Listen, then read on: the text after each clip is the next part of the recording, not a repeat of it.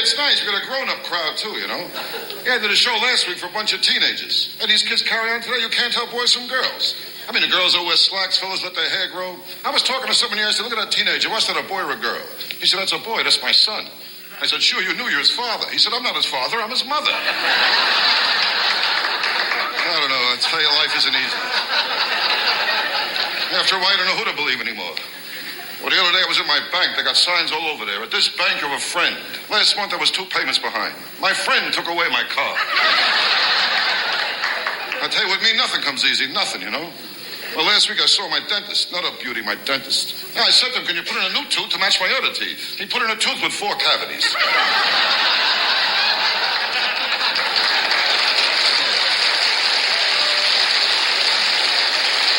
I'll tell you, last week was a rough week for me, last week. I broke up my psychiatrist, too, last week. For the first time, I told him I got suicidal tendencies. He told me from now on I have to pay in advance.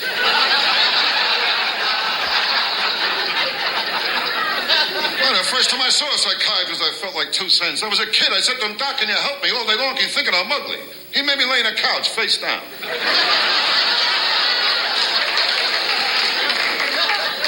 I tell you, when I was a kid, I got no respect. No respect at all, you know. The time I was lost on a beach, and a cop had me look for my parents. I said to the cop, I think we'll find them. He said, I don't know, kid, there's so many places they could hide.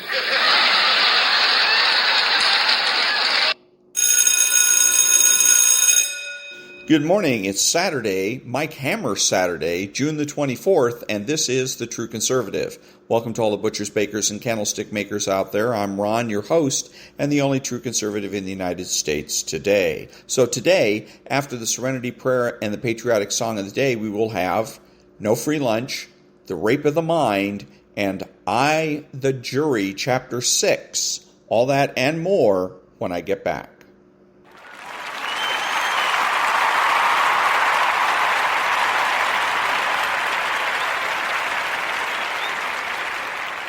God, grant me the serenity to accept the things I cannot change, the courage to change the things I can, and the wisdom to know the difference.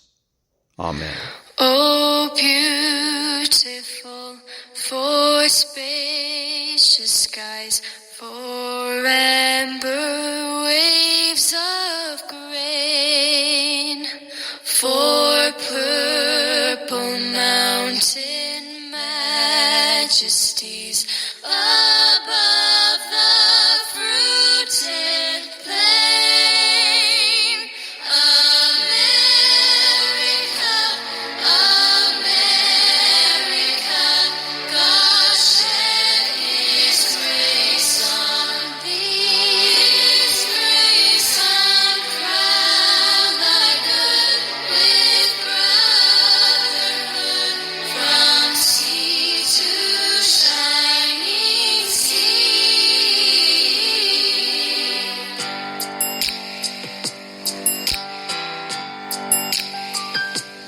Oh, beautiful for heroes prove in never-ending strife,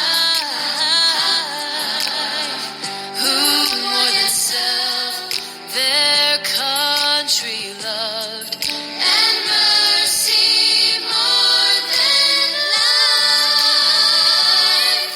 America, America, they got the gold refined.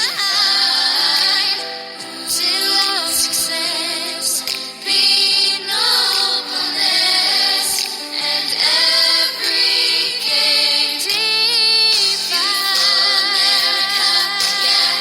Beautiful America, yeah. From sea to shining sea. Shining sea. Beautiful America, yeah. Beautiful America, yeah. From sea to shining, shining sea. Oh, beautiful nature tree that sees beyond the east. Thine alabaster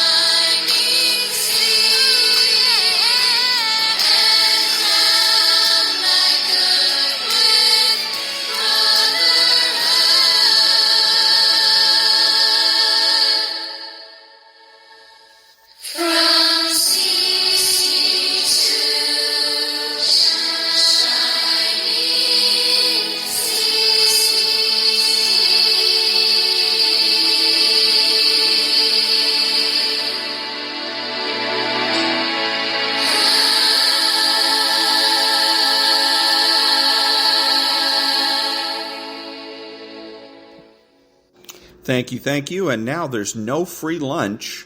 250 Economic Truths by David-Bahnsen.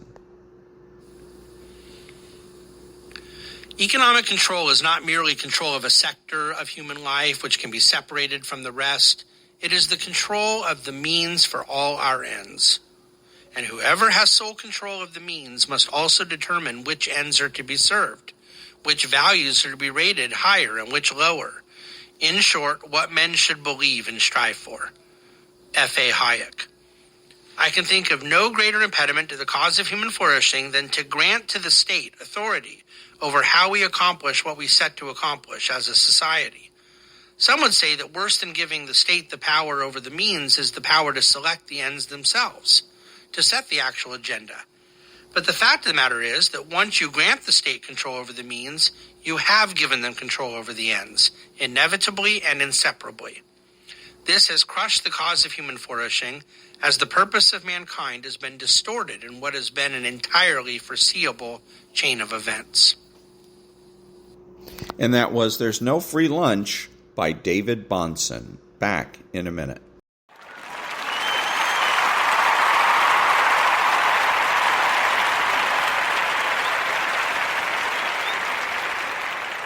Thank you. Who is the true conservative? He knows that the government has no rights. He is religious. He is patriotic and uses common sense.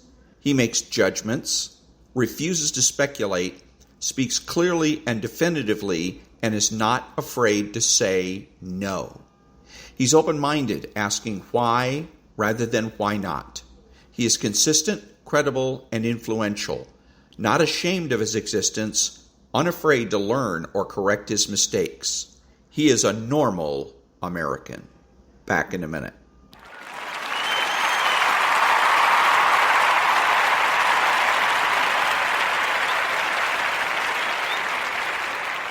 Thank you. What are the true conservative cultural priorities? Bring back hierarchy. Bring back the admiration of intelligence, morality, and beauty. Bring back single-income households, integration, parenting, the primacy of existence, certainty of knowledge, and universal rights and wrongs.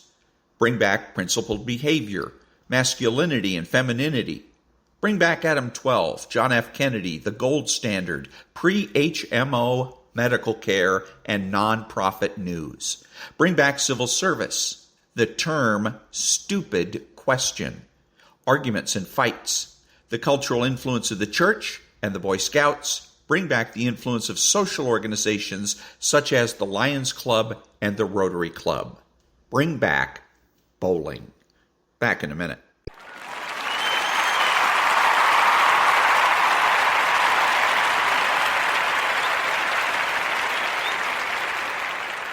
Thank you. What are the true conservative suggested federal political priorities? Number 1, recognize that the government has no rights. 2, defund Planned Parenthood. 3, replace the Affordable Care Act.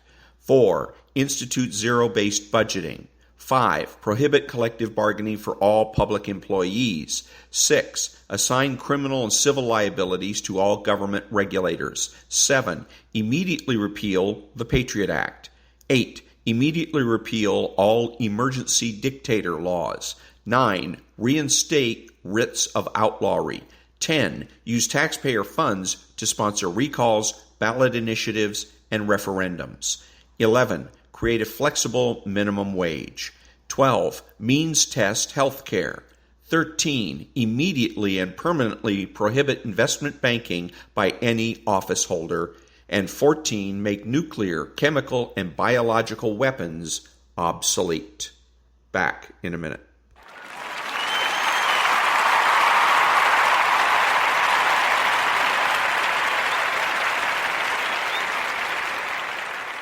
Thank you. And now, the rape of the mind. Chapter 17, From Old to New Courage. Who resists longer and why? What then can give a man strength to resist a mentalcidal assault? What made it possible for so many thousands to survive mentally and physically the horrors of the Nazi concentration camps and the communist POW camps? The answer is essentially simple. Men yield primarily because at some point they are overwhelmed by their unconscious conflicts. These conflicts, kept under control in normal circumstances, come to the surface under the strain of menticidal pressure. The stronger the inner conflicts and the greater the pressure, the greater the tendency to yield. Men withstand pressure when these conflicts cannot be so easily aroused or have been inwardly overcome. This simple answer itself contains a clinical paradox. One of the characteristics of severe neuroses, and of some cases of pathological character structure, is that unconscious conflicts are so severe that they are either repressed so deeply that the sufferer is not even vaguely aware of their existence, or are transformed into a set of overt attitudes which are more acceptable to the individual, and therefore easier to handle. If the severe neurotic permitted himself to feel his real conflicts, they would dominate his life completely. Consequently, he exerts tremendous force to hold down this explosive material. The man who is always rebellious, never growing from healthy rebellion into healthy maturity, may have transformed some basic and profound conflict in his own personality into a chronic resistance against any kind of social demand. Psychiatric examination of returned POWs from Korea showed that many of the men who resisted enemy propaganda most strongly were those with a history of lifelong rebellion against all authority, from parents through teachers to army superiors. They were troublemakers wherever they were, among their friends as well as among their enemies. Seagal. The negative side of the coin is the only part of the picture. A man with deep self-knowledge, aware of his own inner conflicts and aware, too, of what the enemy is trying to do to him, is prepared to meet and resist the attack. I interrogated many people who went through the tortures of Nazi prison and concentration camps. Some were ordinary folk with no political affiliations. Some were members of the resistance. A few were psychologists and psychoanalysts.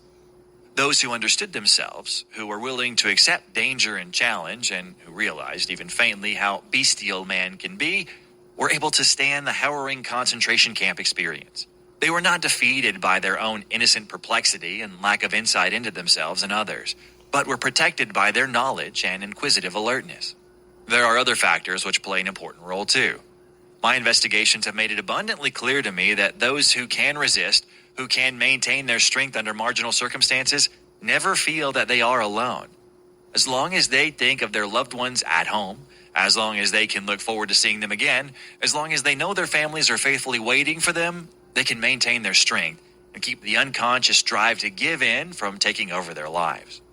The love and affection we get and gather in our hearts is the greatest stimulus to endurance. Not only does it provide a goal toward which we can direct our lives, it also gives us an inner assurance and sense of worth that make it possible for us to keep in check the self-destroying conflicts.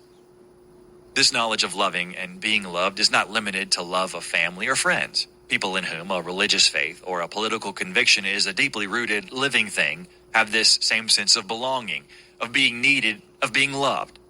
Their allegiance is to a whole group or to a set of ideals rather than to individuals. To such people, beliefs are real and concrete, as real and concrete as people or objects. They provide a bulwark against loneliness, terror, fantasies conjured up by the unconscious, and the unleashing of deep-seated conflicts. A bulwark that is as strong as the memory of love. Yet, such mentally strong people form a minority in our conflict-ridden society. Experience has shown that robust athletes cannot withstand the concentration camp or the POW camp experiences any better than can their physically weaker brothers. Nor is it intellect alone any real help in fending off the daily assaults on the will. On the contrary, it can provide useful rationalization for surrender. Mental backbone and moral courage go deeper than the intellect.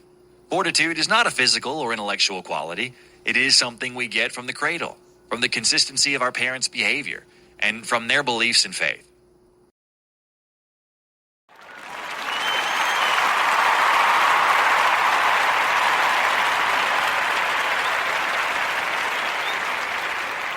Thank you. And now, I, the Jury by Mickey-Spillane. Chapter 6. Velda was still at the office when I got there. When I saw the light on, I stopped in front of a mirrored door and gave myself a thorough inspection for lipstick marks. I managed to wipe my mouth clean, but getting it off my white collar was something else again. I could never figure out why the stuff came off women so easy and off the men so hard. Before I fooled around Mary Bellamy again, I'd be sure she used Kleenex first. I went in whistling. Velda took one look at me and her mouth tightened up. "Now what's the matter?" I could see something was wrong. "You didn't get it off your ear," she said. Uh-oh, this gal could be murder when she wanted to. I didn't bother to say anything more, but walked into my office. Velda had laid out a clean shirt for me and an unwrinkled tie. Sometimes I thought she was a mind reader. I kept a few things handy for emergencies, and she generally knew when that would be. At a wash bowl in the corner, I cleaned up a bit, then got into my shirt. Ties always were a problem. Usually Velda was on hand to help me out, but when I heard the door slam, I knew I'd have to go it alone. Downstairs, I stopped in at the bar and had a few quick ones. The clock on the wall said it was early, so I picked out an empty booth and parked to spend a few hours. The waiter came over, and I told him to bring me a rye and soda every 15 minutes. This was an old custom, and the waiter was used to it. I dragged a list from my pocket and jotted down a few notes concerning Mary Bellamy. So far, the list was mainly character studies, but things like that can give a good insight into a crime. Actually, I hadn't accomplished much. I'd made the rounds of the immediate suspects and had given them a good reason to sweat. The police were doing things in their own methodical way, no doubt. They certainly weren't the saps a lot of newshawks try to make them. A solution to murder takes time. But this murder meant a race. Pat wasn't going to get the jump on me if I could help it. He'd been to the same places I had, but I bet he didn't know any more. What we were both searching for was motive. There had to be one, and a good one. Murder doesn't just happen. Murder is planned, sometimes in haste, but planned nevertheless. As for the time element, George Kalecki had time to kill Jack. So did Hal Kynes. I hated to think of it, but Charlotte Manning did too. Then there was Myrna. She too could have circled back to do it, leaving time to get home unnoticed. And that left the Bellamy twins. Perhaps it was accidental, but they established their arrival time by letting the super open the door for them.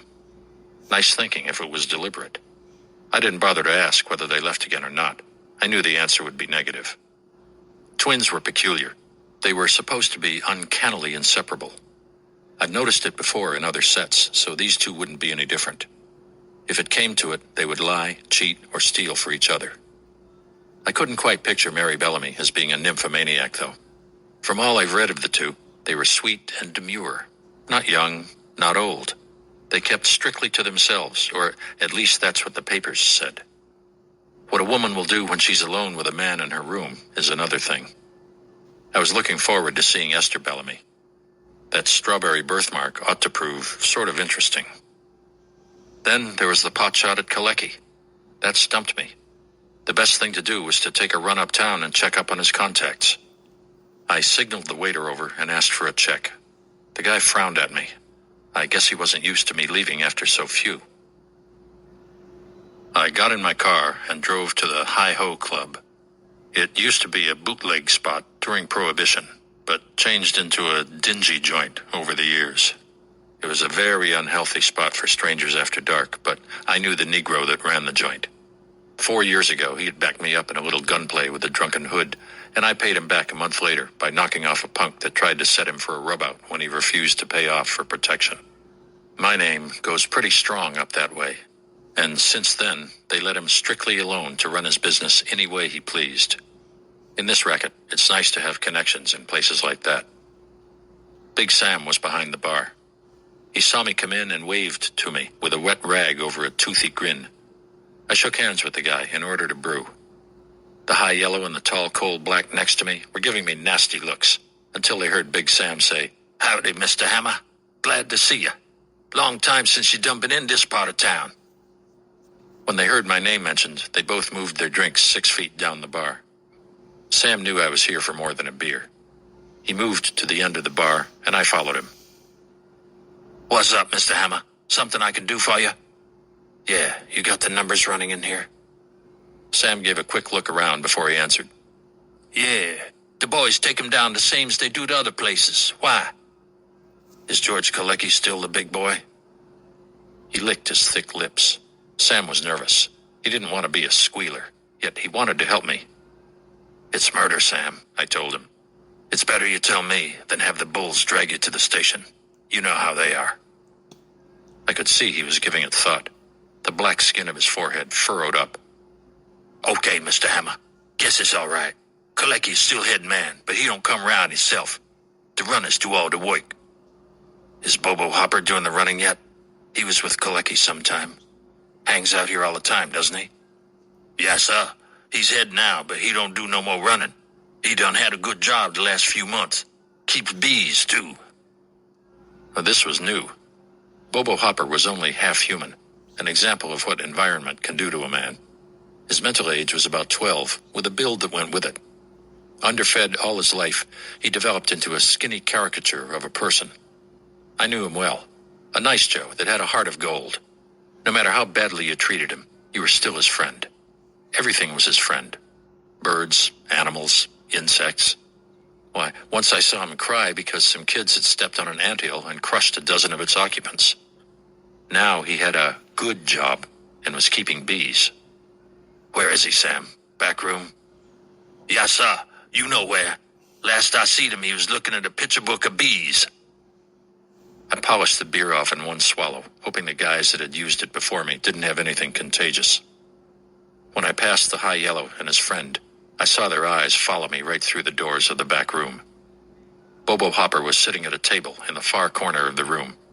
The place used to be fixed up with a dice table and a couple of wheels, but now the stuff was stacked in a corner. High up on the wall, a single barred window was trying hard to keep out what light seeped down the air shaft, leaving all the work to the solitary bulb dangling on the wire strand from the ceiling. Rubbish was piled high along one side, held back by a few frail pieces of beer poster cardboards. On the walls, a few dirty pictures still hung from thumbtacks. The scenes half wiped out by finger smudges and dust.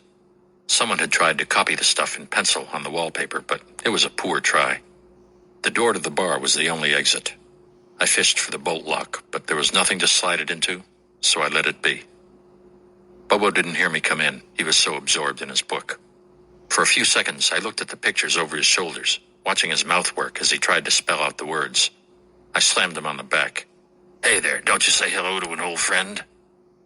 He half leaped from his chair, then saw that it was me and broke into a big smile. "Gee, Mike Hammer. Golly, I'm glad to see you."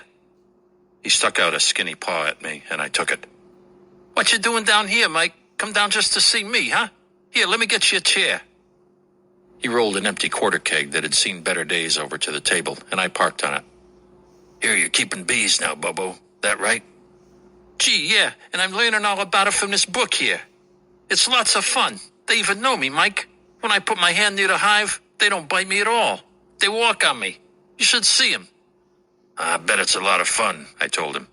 "But bees are expensive to keep, aren't they?" "Nah, I made the hive from an egg box, and painted it too. They like their hive. They don't fly away like other guys do.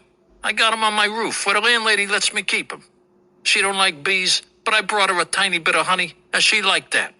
I'm good to my bees." He was such a nice kid. He bubbled over with enthusiasm, unlike so many others who were bitter. No family, no home, but now he had a landlady who let him keep bees. Bobo was a funny kid. I couldn't quiz him or he'd clam up. But when you got him talking about something he liked, he'd spiel on all day for you. "I hear you got a new job, Bobo. How you making out?" "Oh, swell, Mike. I like it. They call me the errand manager." They probably meant erring, but I didn't tell him that. "What kind of work is it?" I asked. "Very hard?"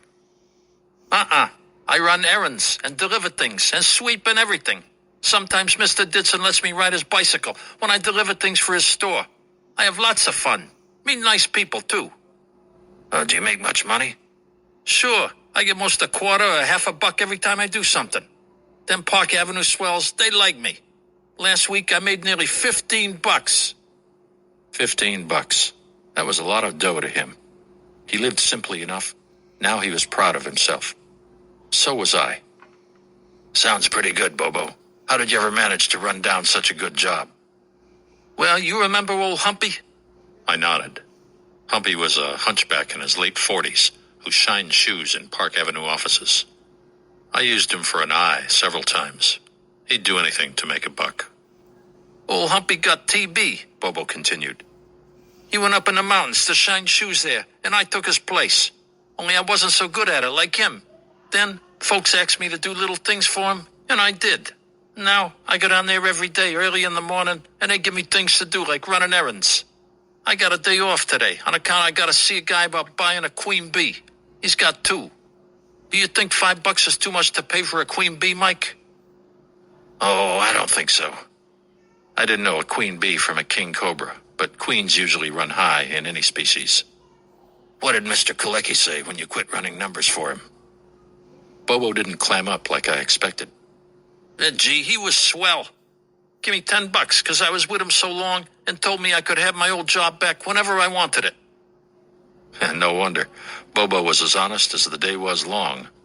Generally, a runner made plenty for himself, taking a chance that the dough he clipped wasn't on the number that pulled in the shekels.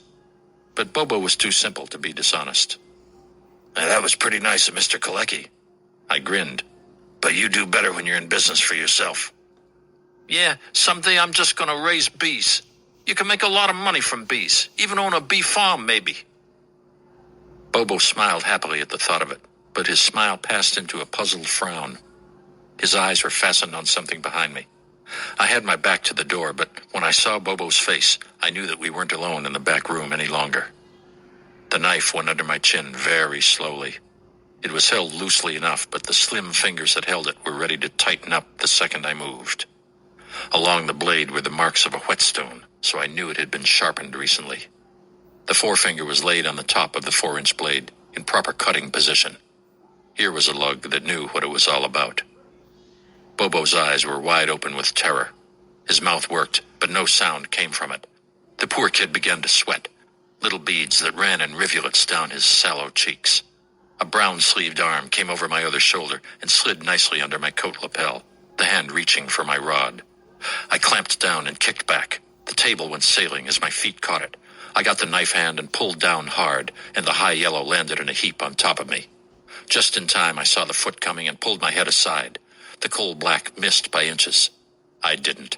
I let go of the knife hand and grabbed the leg. The next moment, I was fighting for my life under 2 sweating Negroes. But not for long. The knife came out again, and this time I got the hand in a wrist lock and twisted. The tendons stretched, and the bones snapped sickeningly. The high yellow let out a scream and dropped the knife. I was on my feet in a flash. The big black buck was up and came charging into me, his head down. There was no sense to busting my hand on his skull, so I lashed out with my foot, and the toe of my shoe caught the guy right in the face. He toppled over sideways, still running, and collapsed against the wall.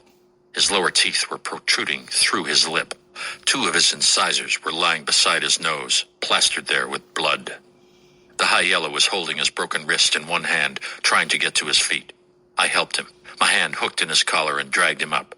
I took the side of my free hand and smashed it across his nose.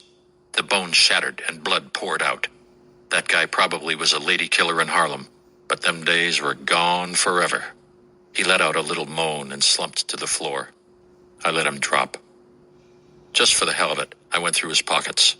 Not much there. A cheap wallet held a few photos of girls, one of them white, $11 and a flock of number stubs. The coal black covered his ruined face when I went near him, rolling his eyes like a cow. I found a safety razor blade in his pocket with a matchstick through it. Nice trick. They palm the blade, letting it protrude a bit through the fingers, and slap you across the face. The matchstick keeps it from sliding through their fingers. That blade can cut a face to pieces. The Negro tried to pull away, so I smashed him again. The pad of my fist landing on that busted jaw was too much for him. He went out, too. Bobo was still in his chair, only now he was grinning again. Gee, Mike, you're pretty tough. Wish I was like that. I pulled a 5-spot from my pocket and slipped it in his shirt pocket. Here's something to buy a king for that queen bee, kid, I said to him. See you later. I grabbed the 2 jigs by their collars and yanked them out the door. Big Sam saw me coming with them. So did a dozen others in the place. Those at the door looked like they expected something more. What's the idea, Sam? Why let these monkeys make a try for me? You know better than that. Big Sam just grinned broader than ever. It's been a long time since we had some excitements in here, Mr. Hammer. He turned to the guys at the bar and held out a thick palm. Pay me. He laughed at them. I dropped the high yellow and his friend in a heap on the floor as the guys paid Sam off. The next time, they wouldn't bet against me. As I was waving so long to Sam, Bobo came running out of the back room, waving the 5. "Hey, Mike," he yelled. "Queens don't need no kings. I can't buy a king bee." "Sure they do, Bobo," I called over my shoulder. "All queens have to have kings. Ask Sam there. He'll tell you." Bobo was trying to find out why from Sam when I left. He'd probably spend the rest of his life getting the answer. The drive home took longer than I had expected. Traffic was heavy, and it was nearly 6 when I got there. After I parked the car, I took the stairs to my apartment and started to undress. My clean shirt was a mess. Blood was spattered all over the front of it, and my tie was halfway around my neck. The pocket of my jacket was ripped down the seam. When I saw that, I wished I'd killed that boogie. In these days, decent suits were too hard to get. A hot and cold shower made me feel fine. I got rid of my beard in short order, brushed my teeth, and climbed into some fresh clothes. For a moment, I wondered whether it would be decent to wear a gun when calling on a lady, but habit got the better of me. I slipped the holster on over my shirt, shot a few drops of oil in the slide mechanism of my .45, and checked my clip. Everything in order, I wiped the gun and shoved it under my arm. Anyway, I thought, my suit wouldn't fit unless old Ironsides was inside it. This was a custom-made job that had space built into it for some artillery. I checked myself in the mirror to be sure I hadn't forgotten anything. Without Velda to give me a once-over before I went anywhere, I couldn't tell whether I was dolled up for a circus or a nightclub. Now I wished I had been more careful with the Bellamy mouse. Velda was too good a woman to lose. Guess I could expect the silent treatment for a week. Someday, I'd have to try treating her a little better. She was kind of hard on a guy, though. Never approved of my morals. The jalopy needed gas, so I ran it into a garage. Henry, the mechanic, and an old friend of mine, lifted the hood to check the oil. He liked that car. He was the one who installed an oversized engine in it and pigged down the frame. From the outside, it looked like any beat-up wreck that ought to be retired, but the rubber was good and the engine better. It was souped up to the ears. I've had it on the road doing over 100, and the pedal was only half down. Henry pulled the motor from a limousine that had the rear end knocked in and sold it to me for a song. Whenever a mech saw the power that was under the hood, he let out a long, low whistle. In its own way, it was a masterpiece. I pulled out of the garage and turned down a one-way street to beat the lights to Charlotte's apartment. I couldn't forget the way she looked through me the last time we met. What a dish. The road in front of her house was lined with cars, so I turned around the block and slid in between a black sedan and a club coupe. Walking back to her place, I kept hoping she didn't have a dinner date or any company. That would be just my luck. What we would talk about was something else again. In the back of my mind was the idea that as a psychiatrist, she would have been more observant than any of the others. In her line, it was details that counted too. I rang the downstairs bell. A moment later, the buzzer clicked, and I walked in. The maid was at the door to greet me, but this time, she had on her hat and coat. "Come right in, Mr. Hammer," she said. "Miss Charlotte's expecting y'all." At that, I really raised my eyebrows. I threw my hat down on a table beside the door and walked in. The maid stayed long enough to call into the bedroom. "He's here, Miss Charlotte." That cool voice called back. "Thank you. You can go ahead to the movies now." I nodded to the maid as she left and sat on the couch. "Hello." I jumped to my feet and took the warm hand she offered me. "Hello yourself," I smiled. "What's this about expecting me?" "I'm just vain, I guess. I was hoping so hard that you'd call tonight. I got ready for you. Like my dress?" She swirled in front of me and glanced over her shoulder at my face. Gone was the psychiatrist. Here was Charlotte Manning, the woman, looking delightfully young and beautiful. Her dress was a tight-fitting blue silk jersey that clung to her like she was wet, concealing everything, yet revealing everything. Her hair hung long and yellow to her neck, little tight curls that sparkled. Even her eyes had cupids in them. She strode provocatively across the room and back toward me. Under the dress, her body was superb, unlike what I imagined the first time. She was slimmer, really, her waist thin, but her shoulders broad. Her breasts were laughing things that were firmly in place, although I could see no strap marks of a restraining bra. Her legs were encased in sheer nylons and set in high heels, making her almost as tall as I was. Beautiful legs. They were strong looking. shapely. Well, do you like it? She asked again. Lovely, and you know it. I grinned at her. You remind me of something. What? A way of torturing a guy. Oh, please, I can't be that bad. Do I affect you like that?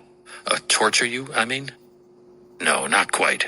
But if you take a guy that hasn't seen a woman in 5 years, let's say, and chain him to a wall, and let you walk past him the way you did just now, well, that would be torture.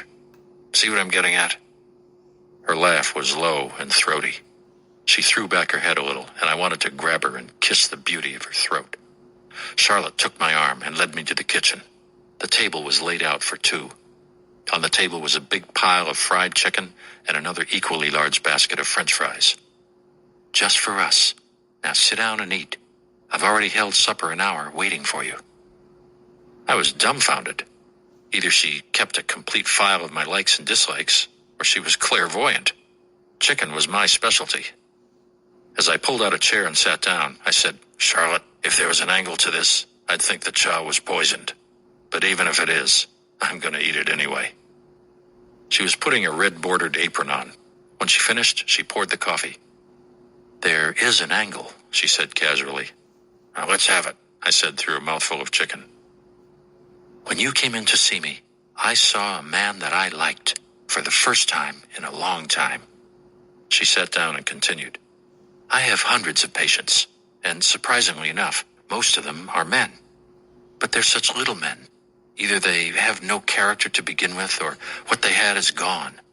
Their minds are frail, their conception limited. So many have repressions or obsessions, and they come to me with their pitiful stories.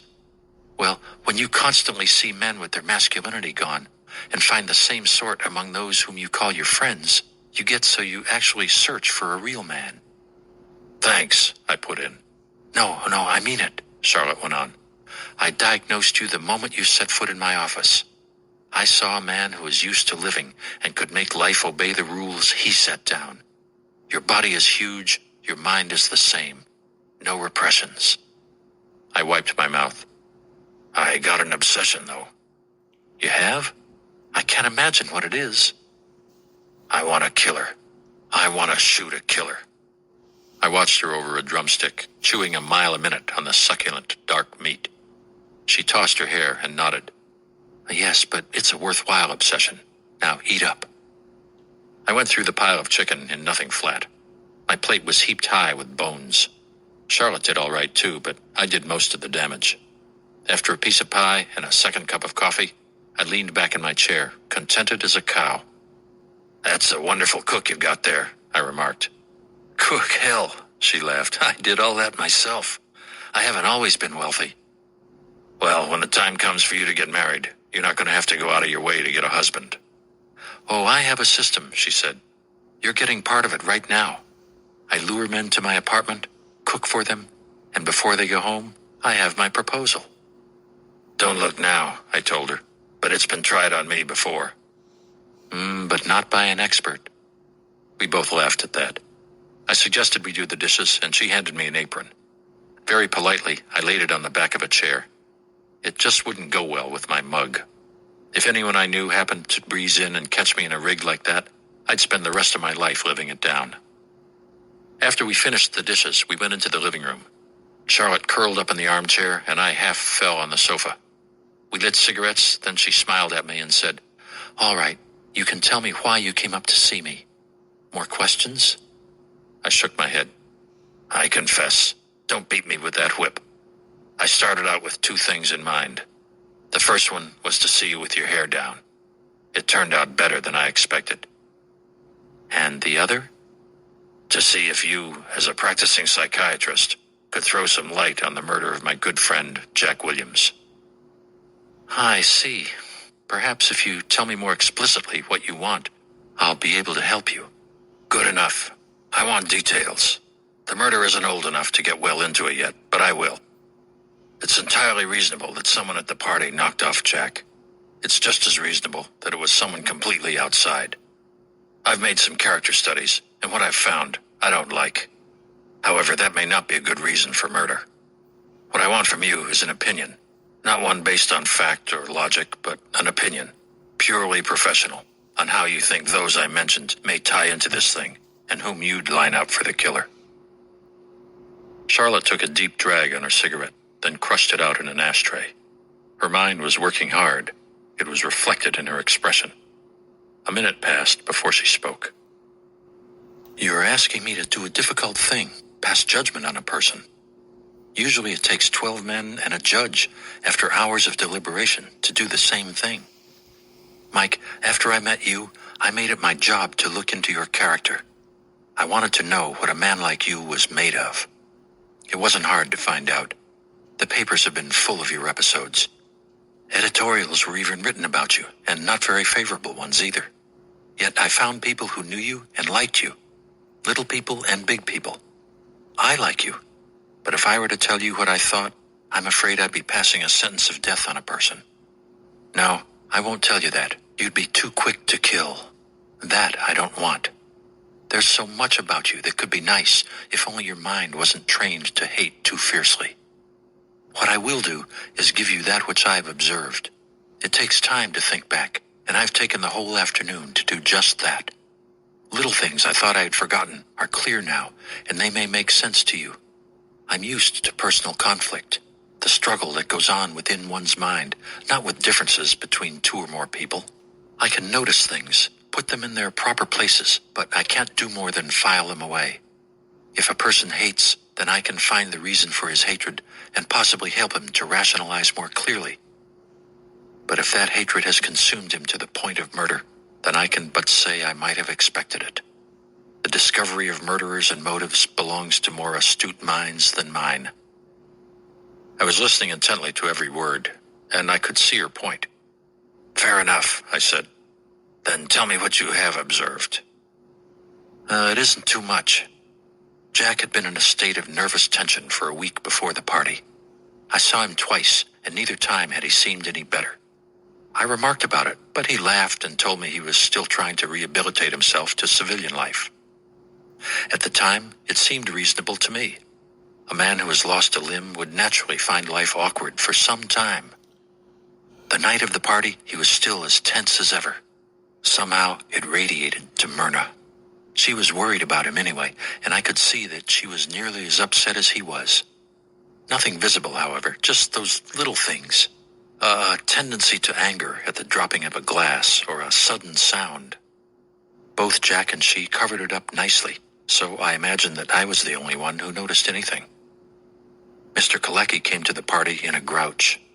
Perhaps anger would be a better word, but I couldn't figure out with whom he was angry. He snapped at Harold Kynes several times and was completely uncivil to Mary Bellamy. How? I asked. Oh, they were dancing and she said something or other. I didn't hear what it was, but he scowled and said, "The hell with that stuff, sister." Right after that, he took her back to the group and walked away. I laughed. She didn't know what was so funny until I told her. Mary Bellamy probably propositioned George right on the floor. Guess he's getting old. She's a nymphomaniac. Oh, yes? How did you find out? The way she said it was with icebergs. Don't get ideas, I said.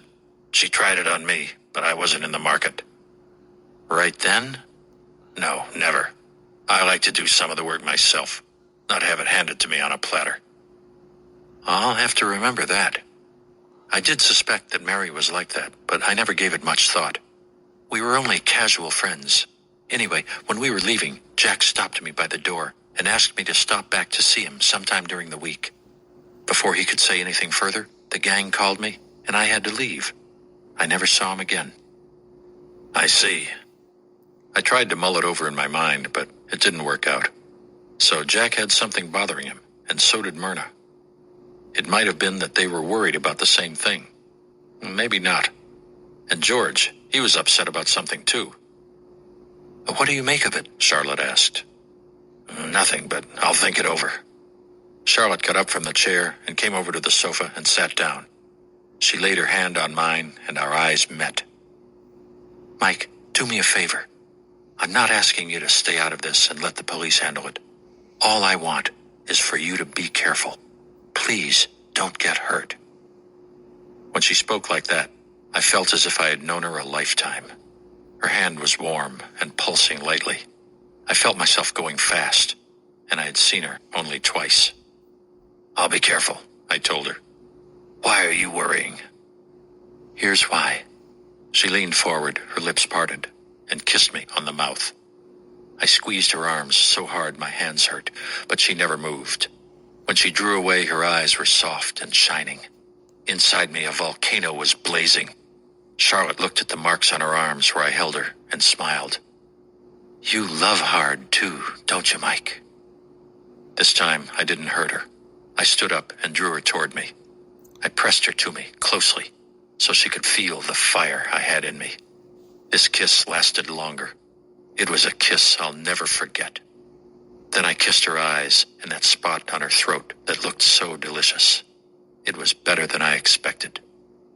I turned her around and we faced the windows overlooking the street. She rubbed her head against mine, holding my arms around her waist tightly.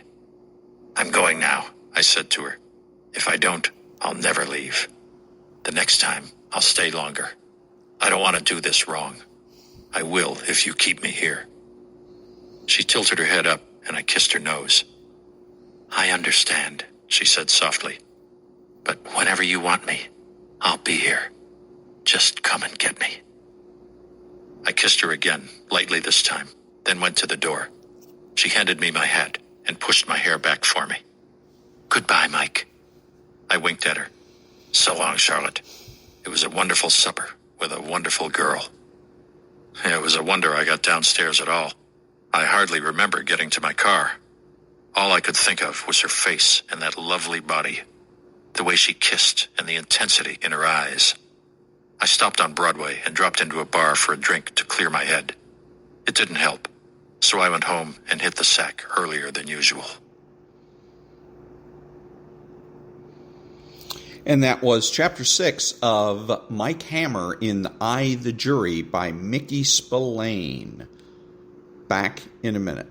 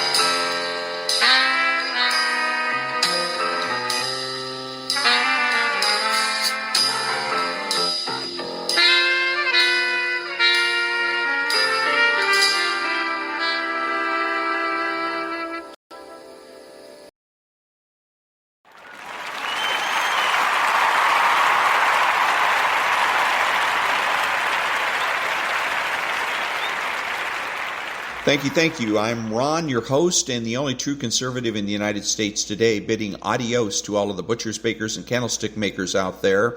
And until next time, be honest, be smart, be beautiful, and remember that the left has no authority, no power, and they can't win.